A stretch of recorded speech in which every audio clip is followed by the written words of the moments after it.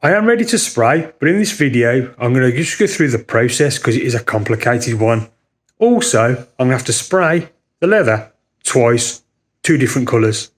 Black is a strong colour, and to colour change that to anything else, you need to knock off the fact that the black is so dark, so you need to put something else on there first, especially if the colour you're going to go to has a red element in it. Applying a dye which is within the red range onto something black, you're going to be using a hell of a lot of coats, so you need to knock off the black first with something, dull it down, and then put the finished colour on.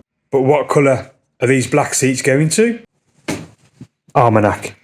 Almanac is a brandy that ranges in colour depending on age. The colour range we are using is going to be vintage, which is a rich, warm, orangey red brown. Going to look fantastic when it's done.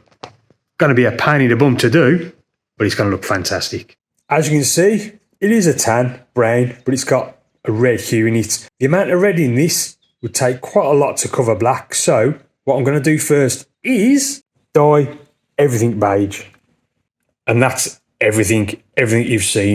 If I put a beige coat down first to knock off the black, when I do put the Almanac on there, the red will really show through. The seats, I'm actually not going to put in the spray room yet. Because of the way they're sewn and they're quite deep, I need to make sure I get some dye into all these areas. If I just blasted dye on it and let it dry, when I did that, you'd be able to see the black, and I don't want to see any black. The uprights of the backs are not too bad, but again, they've still got deep areas.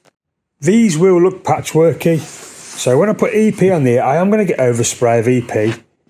Something like that there. Okay. And I have it on all these areas. Because I know there's going to be EP in there, when I put colour on there, if I get a bit of overspray, I'm not too bothered because I know there's EP there.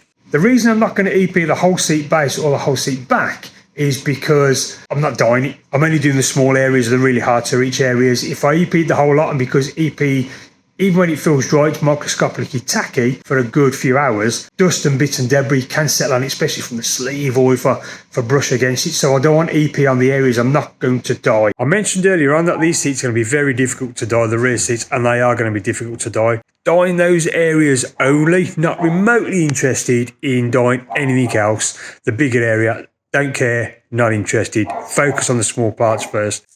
It's now time to put some colour on.